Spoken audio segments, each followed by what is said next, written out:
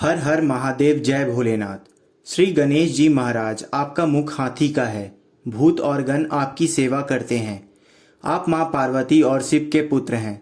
आप समस्त कष्टों का विनाश करते हैं। आप कार्य में आने वाले समस्त विघ्नों को दूर करते हैं। ऐसे भगवान श्री गणेश जी महाराज के चरण कमल को मैं प्रणाम करता हूँ।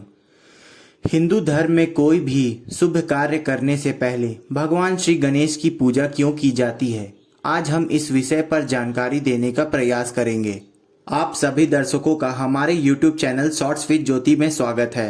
आज हम पौराणिक कथाओं से जानने का प्रयास करेंगे कि हिंदू धर्म में कोई भी शुभ कार्य करने से पहले भगवान श्री गणेश की पूजा क्यों की जाती है, या जब भी हम कोई भी कार्य शुरू करते हैं तो क्यों कहते हैं कि हम अपने कार्य का श्री गणेश कर रहे हैं। पद्म पुराण में एक पौराणिक कथा आती है। कहते हैं कि एक बार सभी देवताओं में अपने वर्चस्व और योग्यताओं को लेकर के अहम हो गया था और वो अपने आप को सबसे ज्यादा पूजनीय ही नहीं बल्कि सर्वप्रथम पूजनीय समझने लगे थे। इंद्रदेव ने कहा कि मैं जल बरसाता हूँ और जल के बिना कोई जीवित नहीं रह सकता है, इसलिए मैं बड़ा हूँ। पवन देव ने कहा मैं प्राणियों में वायु का संचार करता हूँ और कोई भी प्राणी बिना वायु के एक पल भी जीवित नहीं रह सकता है, इसलिए मैं बड़ा हूँ। अग्निदेव ने कहा मैं अग्नि और गर्मी का संचार करता हूँ, इसलिए मैं बड़ा हूँ।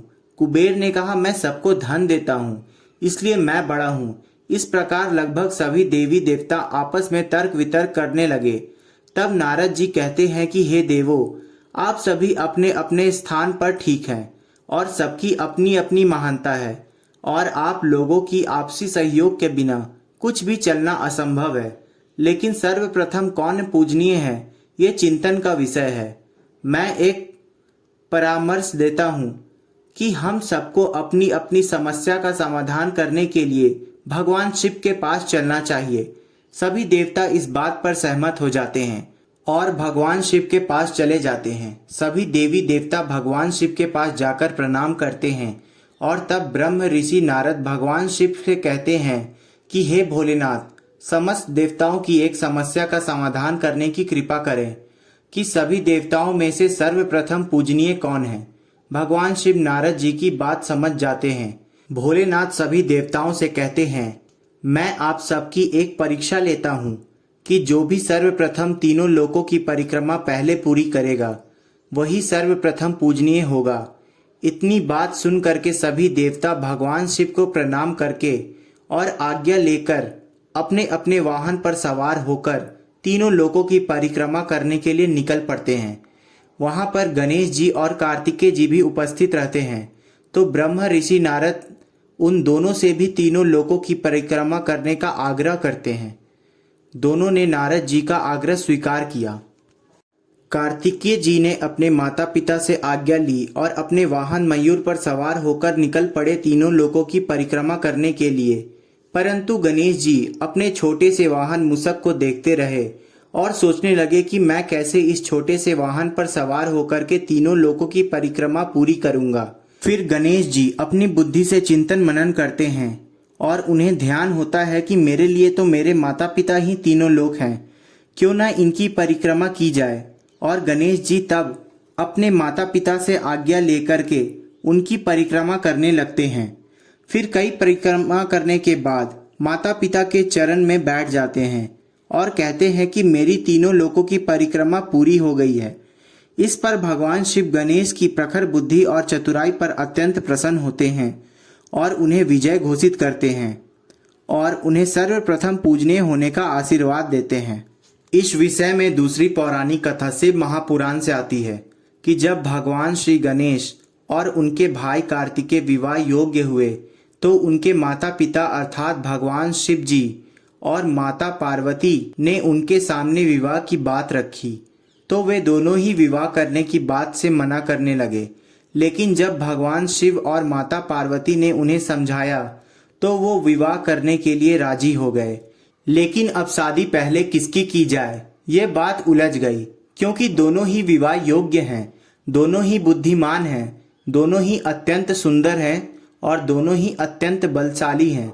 ऐसे में भगवान शिव और माता पार्वती को एक युक्ति सूझी कि क्यों न इन दोनों की परीक्षा ली जाए। फिर भगवान शिव और माता पार्वती ने उनको बुलाया और कहा, हे पुत्रों, तुम दोनों ही विवाह योग्य हो, किंतु तुम दोनों में से किसी एक का विवाह हमें पहले करना होगा। परंतु तुम दोनों में से किसका विवाह पहले होगा, इसके लिए हम तुम दोनों की एक परीक्षा लेंगे। इस पर गणेश जी और कार्तिकेय जी ने कहा, कैसी परीक्षा पिताश्री? इस पर भगवान शिव ने कहा कि घबराओ नहीं पुत्रों, एक छोटी सी परीक्षा लेंगे कि तुम दोनों को तीनों लोकों की परिक्रमा करनी होगी, लेकिन तुम दोनों में से जो पहले परिक्रमा पूरी करेगा उसका विवाह पहले होगा।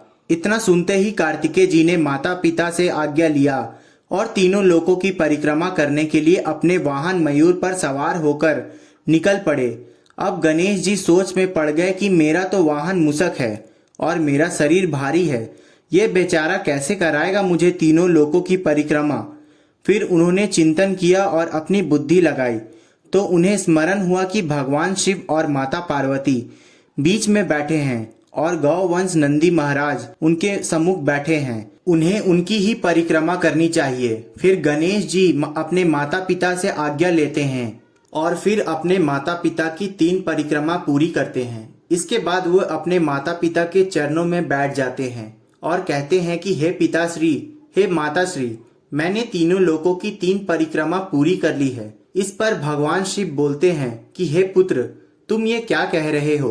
तुमने तो तीनों लोकों की परिक्रमा करने के बजाय हमारी परिक्रमा कर ली। इस पर गणेश जी कहते हैं, हे पिताश्री, हे माताश्री, मैंने अपनी बुद्धि से विचार किया और ये शास्त्रों में भी वर्णित है कि पुत्र के लिए उसके माता पिता ही तीनों लोक होते हैं। तीनों लोकों में जो सुख सुविधाएं उपलब्ध होती हैं वे सभी तो माता पिता के चरणों में मिलती हैं, और इन तीनों लोकों में माता पिता से अधिक हितैषी कोई भी नहीं है। अथवा आप दोनों ही मेरे लिए तीनों लोक के समान हैं। तो मैंने आप दोनों की परिक्रमा कर ली और आपके सम्मुख गौवंश नंदी महाराज भी हैं, क्योंकि गौवंश में सभी देवी देवताओं का निवास होता है।